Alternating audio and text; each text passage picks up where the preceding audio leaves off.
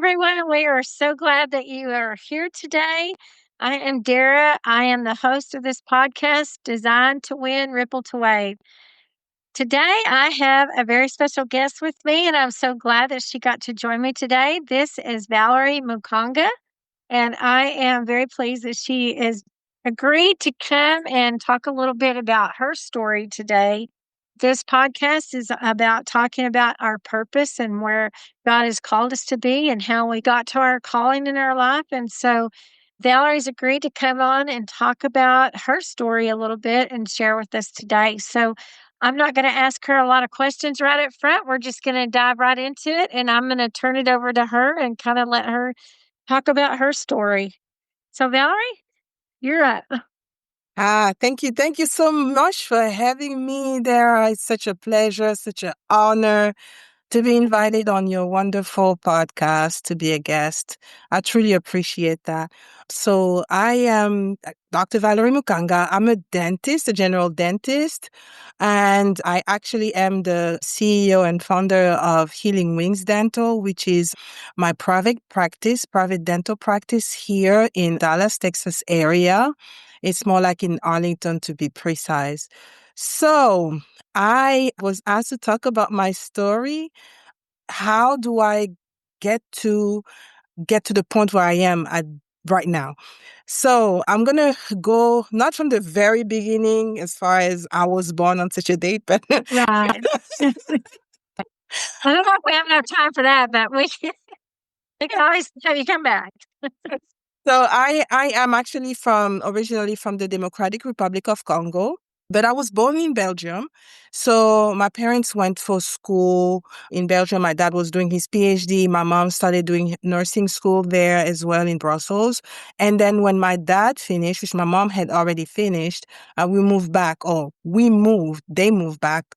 the Congo. At the time it was called Zaire. And so I'm almost 8 years old at that point. And so I now am, introduced to the African context.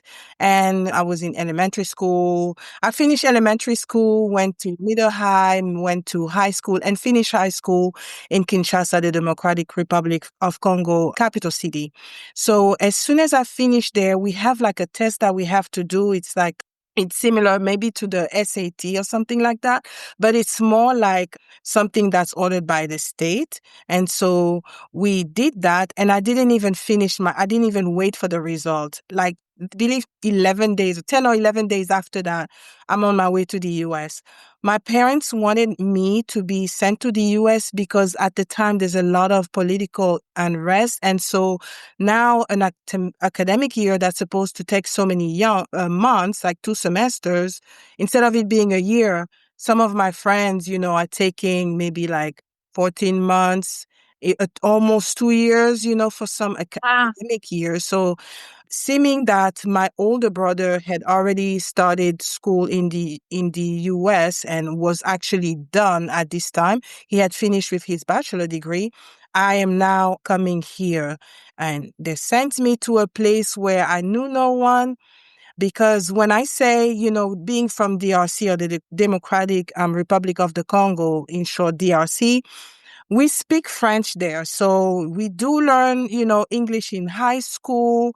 And it's starting in middle high, we start learning English, but we are able to read well, but not like converse as I am conversing with you right now. So it'll be very choppy. And so my parents sent me first to the University of South Carolina in Columbia to go and study English. And on purpose, they sent me to a place where none of my family members were. Because remember, I told you that my brother was already here. He had finished with a bachelor degree, and so they sent me to a city where I was going to be by myself. That ends up to be super great because at that point, I am shy. I'm not this talkative person as I am right now. The US opened me up because it's either sink or swim, right? You're on your own.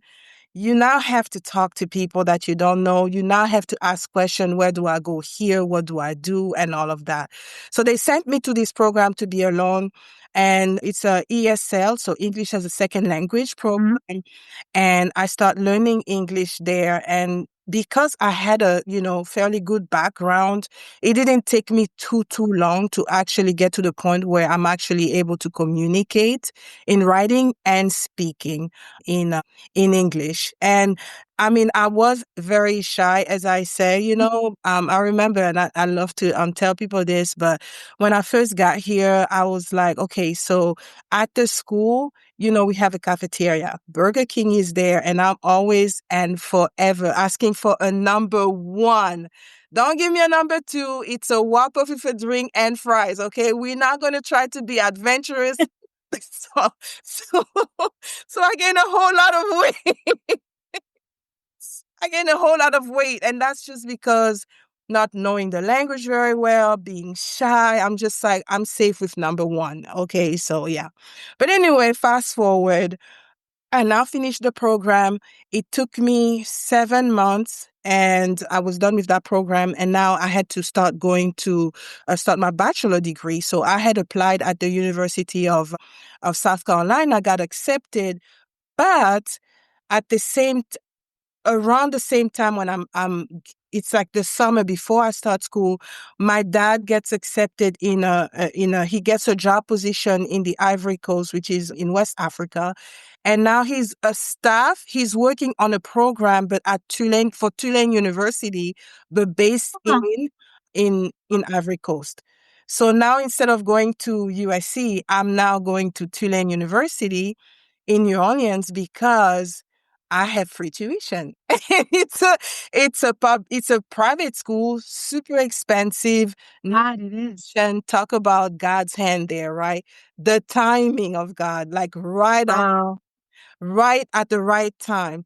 And so all they helped me, pay for was room and board and, Wow. me to eat and things like that, my books, but like tuition was fully covered. And we thank God for that. So I finished after 4 years, I was done. I had a bachelor in biology and I finished there. But then I was like, initially I wanted to be a physician. I grew up wanting to be a physician. But while I was going in school, a friend and my friend Louise and I, we went to see an academic advisor at Tulane. And the one told us, he said, as a foreign student, I don't really encourage you to pursue medicine because, it's long and then financially and all of that, probably try to find something else. So from that point on, I'm like confused. I don't know what to do anymore. Do. I'm like confused. I don't know what I want to do. I want to do exercise and sports science. My dad is like, no, if you do that, I'm not paying. And it's kind of like this thing where God intervenes on your behalf in ways that doesn't even make sense. Because I'm like, why in the world would he say no just like that? I'm not. You would pay for something, but not for that. For something else, but not for exercise and sports science. And there's no reason why. Okay, but I'm stubborn at this point, and I try to take a few classes still and then I take this one class. It's at the very beginning of me trying to get to this exercise and sports science. And I'm like, no, I don't even like this. Like this. So I'm like, thank God that, Papa was like, no, I'm like, okay, I'm going back to my initial biology. And turns out that I love biology, right? So I finished with the biology degree. But still, even after graduating, I'm like, I don't know what to do. So then I decided to take a few classes of computer science classes. And because, they're saying that, if you do computer science, you make a lot of money, Uh, blowing money and stuff. And I'm like, okay, so I take this one course, Pascal, and I'm like, it's kind of, what you call it? I forget the term of it. But I passed that class with a B and suffering through it, right? I'm like, oh, I'm like, okay, so now the next step was to take C. And I'm like, programming. And I'm like, my brain just, no, I don't get this. My brain does not function like this. Let me just get out of it. And I was already done. So I stopped taking classes. And then, but I was still, going to school, to the library and stuff like that while I was looking for a job because it took me one about a year for me to actually secure a job after getting my bachelor degree. I was trying to work in a lab, a biology type of lab where they did research or did any kind of, experiments, but it was very hard. I couldn't really find openings except for like things like in Boston, Massachusetts, and I was in New Orleans. But yeah, so I was still going to the library and things. I eventually found a job through this temporary agency. I worked at this place called Scan. I met quite a few friends. In fact, one of them I'm still a very good friend with to this day, John Dale. But anyway, I start working in a lab, and what moved me from there, because I knew okay, so as I'm still going to the library, one day I'm like getting out of the library and I want to go home. And so I'm going to there was like a shuttle that would take you, close to where you were or your neighborhood. So I was waiting for the shuttle and I was walking towards the shuttle and I just hear like a distinct voice and it says dentistry. And I'm like, dentistry? Yeah, dentistry. Okay, dentistry. So that's how, crazy enough, I got into this whole idea of becoming a dentist.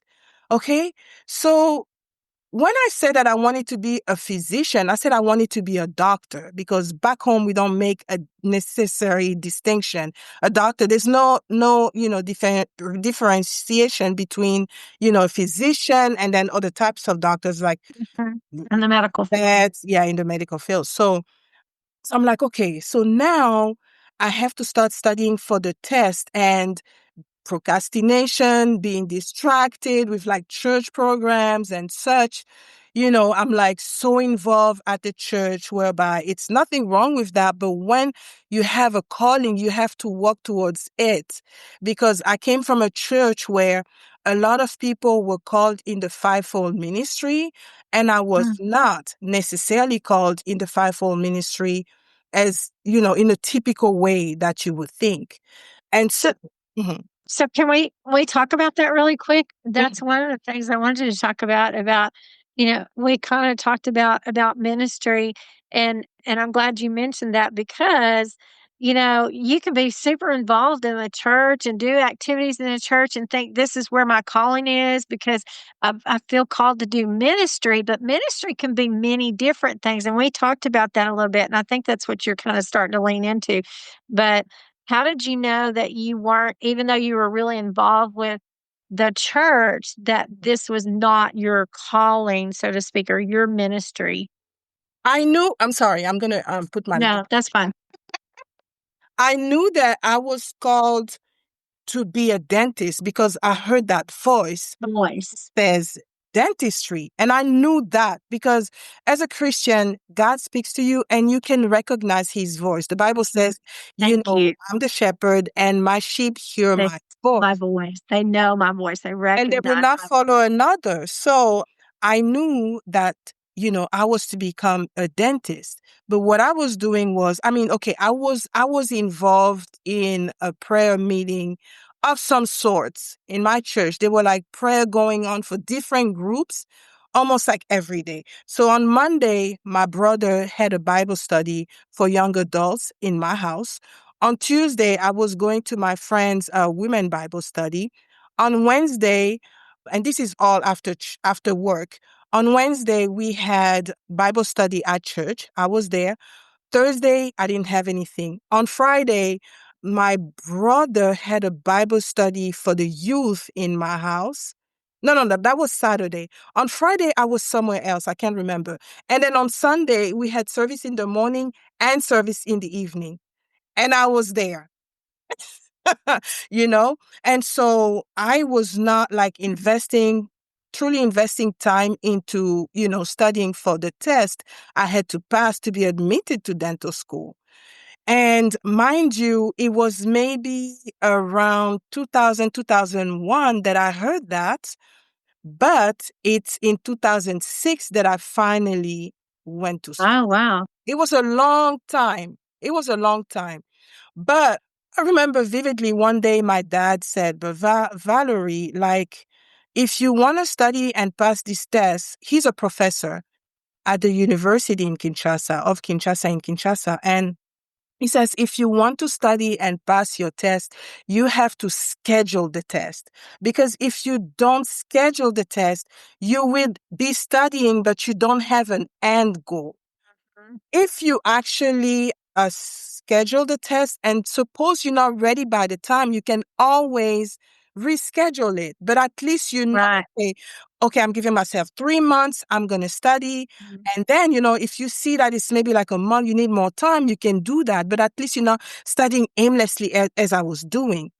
And so Yes. that's what I did. And that worked. That worked great. And I was finally ready for my test. But when we were talking about the fivefold ministry, you wanted me to kind of like talk about that. And with that, so you can, in the fivefold, what we call or define as fivefold ministry is you can either be an apostle, a prophet, or a teacher, or a pastor, or an evangelist. Right. And so from what I knew at the time, I'm not called to be any of that, right? Even though there are some people who have dual calling, whereby they will work in what we call the marketplace, meaning just your regular life as whatever you are, and also maybe a pastor or something else, and kind of merge the two. So that's why I said, at the time, I didn't know to be that, but I knew that Mhm. I was supposed to be a doctor. So then I studied for the test. The first time I did pass the test, but I didn't like my score. And I did apply, but no, I did not apply yet. I didn't like my score. So I decided to take the test again.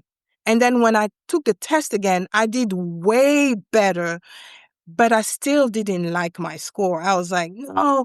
And so initially, even the first time, the University of Tennessee contacted me and they said, if you want to apply, they asked me to apply to the school, but I was like, no, I don't like my score. So I'm going to study again. And I passed the test again. And because I didn't like my score again, now my spiritual dad comes to me and he says, no, I feel from the Lord that you just need to apply from that. That test is good. And you're just going to apply like that. So I did apply and I applied to so many schools and I did not get accepted. That was the first time because I applied twice. So the second time when I applied, I I had so at this point, like you have Hurricane Katrina that moved us Mhm. from New Orleans to Dallas, Texas. And so Okay. even that, with that too, it's like I went to sleep. I didn't want to evacuate because I had some friends that were at my place on vacation. And so I'm like, where are we going? I went to sleep and then I felt in my heart, Dallas. And I'm like, okay. So I told them, okay, I just feel in my heart to move to Dallas, but I don't know anyone there. Thank God one of my friends, who is actually my spiritual dad, knew somebody. So we packed up, we moved to Dallas. But shortly, like maybe a few minutes, maybe like 30 minutes before we leave, one of my friends calls me and she's like, Valerie, what are you doing? And I'm like, we're going to Dallas. She's like, I don't know where to go. I'm like, you want to come with us? She's like, yes. so we so we leave. There's 4 people in the car. We go. It's in the middle of the night. So we pass the traffic. I'm like, okay, I'm gonna go visit, the church, Father's house, and it's gonna be great. Then we're gonna go home. And this is all because maybe a few years prior, we had evacuated for a distance of 2 hours. It took us 17 hours to get to Lafayette, Texas, and nothing happened. Nothing major happened. So at this point, nobody wants to leave, but I heard to leave, Yeah. left. So anyway, forwarding again, I have now applied, and one of my friends that I had from New Orleans calls me, and she's like, Valerie, so the University of Tennessee is actually extending the application for people who want to apply to the dental school. And they're saying that for the people who went through Katrina, they're extending this. So try to Oh, wow. hurry up and apply. I'm like, okay. So I called the school. I get Dr. Coleman. And Dr. Coleman passed at this point. Right now, he's passed while I was in school, but he tells me, he's like, yes, we have extended. This was like maybe like the weekend before the cutoff time. And so he's like, yes, we have extended, but you have to make sure that you send in your application right on time. Otherwise, you're not going to make it in. Are you hearing what I'm saying? He's talking like a father, very adamant. And I'm like, yes, but I was already, because I had already written my statement. I just need to, adjust it so that, it would reflect what it would be like to be accepted to UT or University of Tennessee. Mm-hmm. And so I do that. I send it to them. I go to the interview. The interview goes well. I had gone with my spiritual dad also there. And then the interview went well, except for I had like a white shirt. I was drinking this grape juice and it fell on my shirt before the interview. But other than that, I was asking the great question. They actually did notice me, but then when it came to having the news or the acceptance, I was placed on a waiting list, and so I was on a waiting list, and I said, okay. And I was not like the first on the waiting list. I was maybe like number 6 or something on the waiting list. Oh, And so one day, I'm now working in Dallas area, and as I'm working there, as I'm working that day, I decided I called in and I said, I'm going to be late. So 'cause I just was feeling some sort of way. I was just tired and, you know, yeah, I was just tired and so I was just at home and I get a phone call from the University of Tennessee. So I pick up the phone and then it's Dr. Coleman on the phone and he's like, "Hi, can I speak to Valerie?" This is she. And then he's like, "Okay, I wanted to know if you're still interested in getting accepted to our program." And I say, "Yes, I'm still interested." "Okay, well, great news because you have been accepted. We have a space for you. Would you like to say yes to this bill, whatever?" And I said, "Yes, absolutely." And so he tells me what to do and all that. And I'm like staying calm. Like, I wasn't, super excited. I finished getting all the information. And as soon as I hung up the phone, I was so excited. And, that's how I got accepted to dental school and we moved in past the program. During the program, there was a semester that was so hard. So I repeated the semester. That was another situation that was a situation I had never experienced before. So I went into like a depression and, a mini wow. depression mode because I didn't realize that during the time I was fighting panic attacks.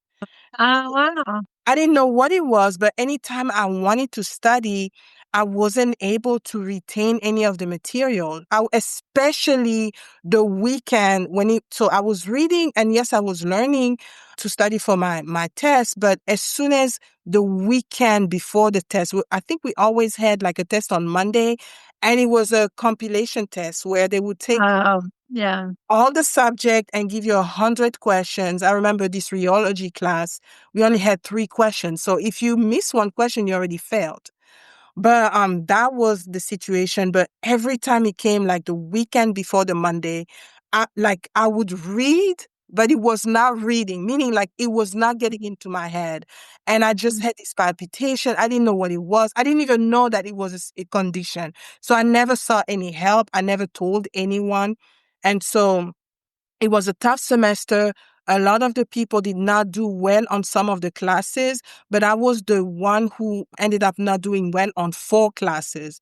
Wow. So, and some people 3 classes, some people 2 classes. So I was the only one who was asked to repeat the course, to repeat the semester. And Wow. reading the semester meant that you're not going forward. You have to now wait out, the other semester with the normal class and then wait for the next class. And I'm like, gosh, now, I've never Yeah. repeated a year before and that stigma. But but yeah, eventually I do well, the class that I was in, the next class, they were good. Like they never made me feel like I was stupid or less than. and I got to study and I did so much better. After that, I was so determined for that to never happen to me again. And that even brought like admiration from my professors. They wrote me very, very good letters of recommendation because I was going to do like a residency program, which I did in New York. And yes, I graduated. I went to New York, did my residency program for a year, finished that. And then I went back to Dallas. So when I went back to Dallas, I already knew that even working, I would work for some companies before eventually I would open my practice. And so that's exactly what I did. But just, that complacency where, you're just in a place, now you feel comfortable. And so the idea of, now opening my practice had almost been pushed back just the same way that, trying to go to dental school was like not, forefront. And so one day I'm in the office and there's like some people come from different companies to offer their products or what their Yeah. services. So they came to the office and they told me about a conference that was going to happen that I didn't know about, but I also needed to take some continued education courses and I knew that I could take them there. That is the only reason why I signed up to go on that conference. And so I went to the conference and I met some people there. I took my courses, but I met a company. It's like a broker company that helps doctors, open up practices. I got their contact information. They told me, you will be able to get to open a practice. And it's funny because my spiritual father and I discussed, and he was telling me it's time for you to open your practice, your own practice. And I was like, okay, but I can't do it. We got information before that I needed to have like $100,000 in my account to be able to do it. And so I got discouraged. It's like, no, that does not seem like it's the correct information. And so when I went to that conference, what he said was confirmed. I did not need $100,000 in my bank account. In fact, they helped me. This company tried to help me, but eventually I went to another brokerage company. They helped me through the process of opening my practice. And so it went so fast. Like we had started. So in fact, this is where I am right now. I'm in my practice right now, Healing Wings Dental. And we opened up, they did the construction and like 4 months later, we were up and, 5 months later, we were up and running. Wow. And to get the funds, they connected me to somebody at Bank of America. And funny enough, like the day before my interview with them to finalize everything, I get this letter in the mail that says, we are sorry, you're not qualified for the loan, something like that. And I'm like, how? And I'm so sad. But I'm like, you know what? I'm still going to get ready for the interview. I'm still going to get ready for the interview. And so as I'm getting ready, I'm like, because say the interview is at 8 a.m. While I'm just thinking, I'm like, okay, let me take a quick shower. It was like maybe 10 minutes before, no, 5 minutes before the interview, I hop in the shower real quick. I get out of the shower and then I put my clothes on in almost 5 minutes. I don't even know how I did it. And then I get the call. They call me, I pick up. It took about 5 minutes, that phone call.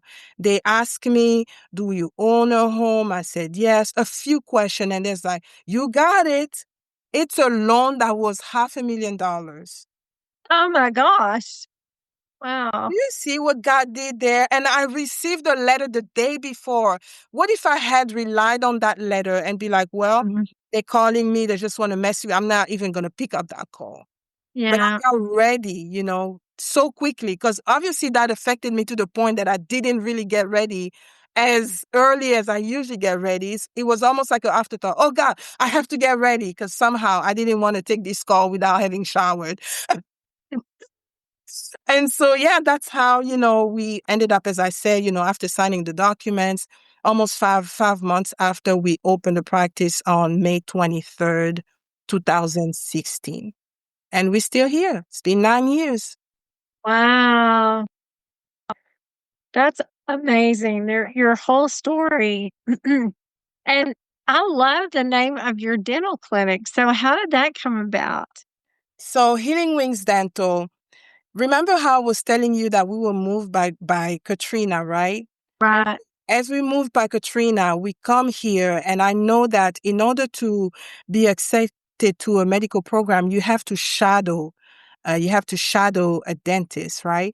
So I had shadowed, but you have to have so many hours. I had shadowed a doctor in New Orleans, but that's the only one I had shadowed. So when I came here, I tried to shadow, and I could not find anyone to say yes.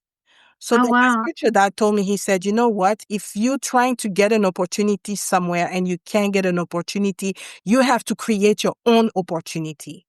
So that's how we created Healing Wings nonprofit organization. Because he was like, Oh, yeah. So he was like, you think about the name. And then I just thought had names flying in my head. And then it was this Bible verse in Malachi that says, for the Son of Man shall come with healing under his wings. So that's where Healing Wings come from, that the Son of Man will come with healing under his wings. So that's beautiful. yeah, so then we opened a nonprofit. We got the 501c3 status. We actually had to close it when I was in school. But it is with that then that I go and we did an event at my church. There was like a health fair going on. And we went there, and me not knowing much about dentistry, we just had like some toothbrushes, we had like a poster that would talk about how to take care of your teeth and all that. And thank God they had some dentists there too. So whenever people had like more questions, I would say you can go to the dentist over there and ask the question. But we were just like, we have this board, and we passed out some toothbrushes and things like that. And we took pictures. So during my interview, I had my little folder, and that's what we presented. And Dr. Coleman was at my interview, and he was so impressed because he knew, how prominent my church is around the world. And so he was impressed that somebody who was trying to get to dental school to have, participated in that kind of event. That showed that I really wanted to do that. Wanted to do. And so then, when it came to the office and naming it, I just went back to that name and just add dental to it. And That's we beautiful. see how the Son of Man bring healing under the wings in this office, because it's not just dental. Sometimes people come with their own issues. They talk about it. I remember there was a patient one time that talked about, he had cancer in his throat, and he asked me to pray for him. And when I prayed for him, actually, I felt in my heart that he was going to be okay. And after so many months, maybe about a year or so, he came to us and said that, he was in remission, and he thanked me. Up to this day, like, he's always thanking, and other people with anxiety, they come, and for some reason, God uses us. And while they would come with people initially, eventually they will be so comfortable that they will come on their own and just be healed from that. So, yeah. That is just awesome. That is amazing to me. And you're using your dental practice to just speak into people's hearts and speak into people's lives, and you're helping them with their dental hygiene, which is super important. That that just that you can feel free in your dental office to not worry about what other people think, or other people think, oh, well, she's a dentist. Why would she do that in the office? But to take the opportunity that God's given you to pray for people, to speak into their life, to just show God's love to them. That's just, it makes me wanna just tear up. That's just awesome. I don't know, I think I may have shared this with you, but, one of my previous jobs in another lifetime, so to speak, was working in a dental office, and I did chairside, and I worked in a dental office, but that's such a totally different environment than what you're describing with your dental office, and that's just amazing to me. Yeah. And share a little bit about, before we get off today, share a little bit about what you're doing right now with your, because you're doing a ministry online with your dental office, and then what else you're doing. Would you care to share that? Oh, I would love to. So this brings me to talk about, you remember how I was telling you that I had to actually, take the test and then just my my statement and everything. But my reasons for, because, I couldn't tell them. I was walking, I was going towards the shuttle, and then I just heard this voice like that. That won't really fly, right? Like, really, she nuts? Is she cuckoo?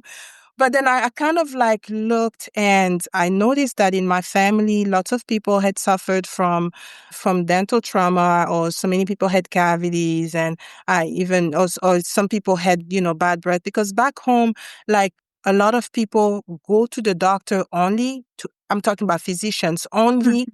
if, they have something wrong with them, because, Right. some people can't really afford to go to a doctor. And so when it comes to dentistry, and it's kind of similar with here, we see a lot of people who just go if the tooth is so painful. Now, it's at the point that they have to have a tooth removed. But Right. while I was at Tulane University, one day I got the bad news of my uncle who passed away. And he had passed away because he had dental infection and he ended up having a stroke. It is actually, unfortunately, the day that he went to see a doctor that he passed. It was like, he ended up having a stroke, and he did not survive. So that is also one of the things that, sits at my heart. And I feel like, we need to let people know there's a lot of people who don't go to the dentist because they're scared, because they have had bad, or they had a bad experience.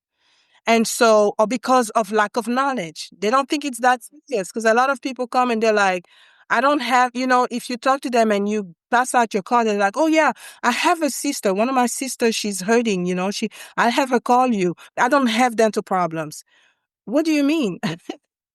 What do you mean you don't have dental problem? You have not had a cleaning. That in itself is a dental problem. Yeah. So then, we started, and that's thanks to one of my mentor. I'm in a mentorship group, and they were telling us that you have to be visible. And so that, gets to be married into our purpose, because now, we have to talk to people about dental issues and why it's important and how to avoid something. And obviously, invite them if they need help, they can come to us.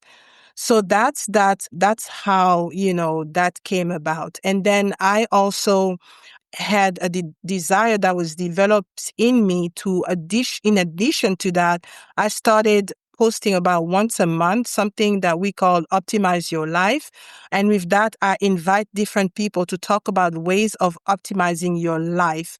So sometimes it may be like a physician we've done, to where people have talked about diabetes, or, they've talked about dental issues as well, or talked about high blood pressure, autism, different subject, and how, can a parent can take better care of their autistic child, or different things like that. And but besides that, God had put in my heart to have a podcast that is called The Science of Gratitude. And on that, we speak about the beauties, the miracles that he has done, or how God has helped somebody going from a difficult or tough situation, and what, he had done. And maybe we pinpoint some lessons that they have learned, or have people be prayed for and things like that. But we really just tell people stories and something that they're grateful for, that they're willing to share. Because you know what, the thing is, when you hear that you have gone through, or you're going through a difficult season, and you hear that somebody has overcome something that is, you know, the same thing or similar to what you're going through, it just gives you hope. Say, if they were able to overcome, I can overcome too. And so that's what we started doing. And since May, there's something about May 22nd is when we started the Science of Gratitude podcast. And we get the great outcome. I just pray that God can use it some way, somehow, to bless someone.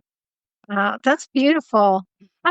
You're doing such amazing stuff. Just know that. I mean, I have been watching even your lives that you do about your dental office, and the things that you talk about dental care, and the optimize yourself, all of it in your podcast. I love what you're doing. I just see God's hand in all that, and just to listen to you, and And having worked in the dental industry years ago and being one of those people also that was kind of afraid of dentists, just listening to you makes me go, anybody should go see her because anybody would want to have dental care because it Thank just you. really warms your heart. And the authenticity that comes from you is just amazing to me. And that's what I love about you is because you can tell that you are authentic in your care, your compassion, and what you love to do, and that's really serving the Lord and serving His people. I mean, that's really what you're doing, Thank you. You and know you're what? They're like God is interested in working with you in anything that you are involved in or doing. I'll tell you a quick testimony. One day there's a patient, I'm trying to take out this tooth. It's giving me a hard time. I'm like, okay, okay. And the tooth doesn't want to budge. So I'm like, I make this silent prayer. I'm like, God, send your angel to get me to help me take this tooth out because the- yeah, please send your angel. I stepped out for maybe like 2 or 3 minutes, come back, same maneuver, boom, the tooth is out. Like, thank you, Lord. I knew it was not me. No, I knew it was not me. And so I was like, wow, I was overwhelmed myself because I'm like, I can involve God at any given point while I'm doing this, you know? And even sometimes when I speak, if I speak to someone, it's usually I feel this strong prompting in my heart, talk to this person, you know? But every morning when I come here, I'm praying for myself, I'm praying for my staff, I'm praying for their families, and I'm praying for my patients. I'm like, Lord, please, let it be that one day, in one way or another, they get to know you one day, somehow, because they stepped in this place. that is See, the so thing is, beautiful. I don't have to let people know, you know what I was praying for, but nobody can prevent me from praying for someone. That's right. That's And that's where, you don't necessarily have to be in the fivefold ministry. You can use what you're doing on a daily basis for God, and He will that's right. connect with you through you. Oh, that's beautiful. I'm so glad that you said that, and that's kind of a good note to kind of end on here today. Is that it doesn't matter what you do, where you are, what you're doing right now. God can move you into other areas, but where at right now, He can use you in a mighty and a powerful way. Just like you said, I pray over my patients. They may not always hear that, but I'm praying over them. I'm speaking into their life. I'm speaking into the lives of the people that are my employees that work with me. Just we can do that where we're at. And I think sometimes people don't think they can do anything, but they can. Just even prayer is so powerful, or Absolutely. reaching out to somebody else or planting seeds in their lives wherever they're at, whatever occupation they're in, whatever age they're at also, because I think kids sometimes don't think that they can do anything, or young adults, but they can. Even going to school, they can. So I'm so glad that you shared that because that is so true. It doesn't matter where you're at or what you do. You can be a voice for God wherever you are. So I'm so glad that you came and you joined me today. This has been such a blessing to have you on my podcast today, and For having just me. just just to share your story and where you've come from and where God's kind of evolved things in your life. Because going from being living in the Congo to being here in the United States, and just the journey and what you've walked through, and how God kind of brought you into dentistry when it wasn't something that was ever on your radar at It was all.